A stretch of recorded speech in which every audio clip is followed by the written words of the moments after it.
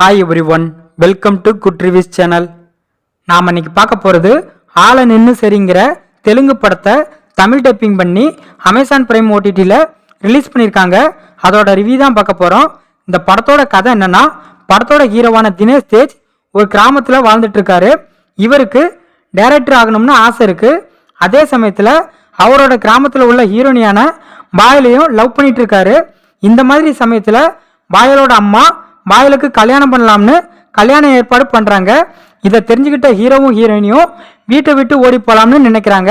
But ஒரு சில காரணத்தினால இவங்களால வீட்டை விட்டு ஓடி போக முடியல. இதுக்கப்புறம் ஹீரோ டைரக்டர் ஆகிறதுக்காக சென்னைக்கு போகிறாரு.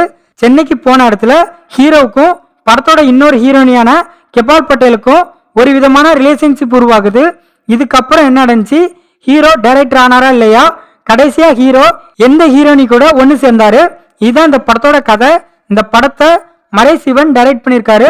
இந்த படத்துல தினேஷ் தேஜ், கெபா பட்டேல், பயல் ராதாகிருஷ்ணன் இன்னும் பேர் இந்த படத்தில் நடிச்சிருக்காங்க. இந்த படத்தோட பிளஸ், படத்தோட ஹீரோவான தினேஷ் அவரோட கதாபாத்திரத்தை ரொம்ப அருமையா பண்ணியிருக்காரு.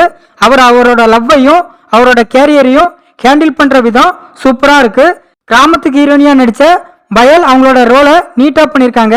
இன்னொரு ஹீரோனியான கெபா பட்டேலும் நல்லா நடிச்சிருக்காங்க. படத்தில் நடிச்ச எல்லாருமே சூப்பராக நடிச்சிருக்காங்க. தமிழ் டப்பிங் நல்லா பண்ணியிருக்காங்க. படத்தோட கிளைமேக்ஸ் போர்ஷன் விறுவிறுப்பாக இருக்கு. படத்தில் உள்ள சில காமெடி நல்லா ஒர்க் அவுட் ஆயிருக்கு. படத்தில் உள்ள ஃபைட் சீன்ஸ் எல்லாம் சூப்பராக இருக்கு. பிஜிஎம் படத்துக்கு ஏற்ற மாதிரி இருக்கு. சினிமாட்டோகிராஃபி நல்லா இருக்கு. இந்த படத்தோட மேனஸ் படம் லேக்கிங்காக இருக்கு. படம் 2.25 மணி நேரத்துக்கிட்ட இருக்கிறதுனால படத்தோட டியூரேஷனை கம்மி பண்ணிருக்கலாம். படத்தில் உள்ள லவ் போர்ஷன்லாம் அந்த அளவுக்கு சுவாரஸ்யமா இல்லை. படத்தில் உள்ள எமோஷனல் சீன்ஸ் நம்மளை நல்லா கனெக்ட் பண்ண வைக்கல.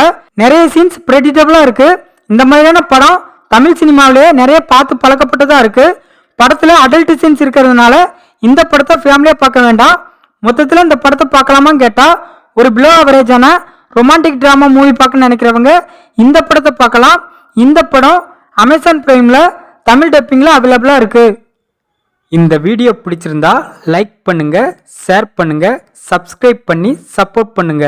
Thanks for all.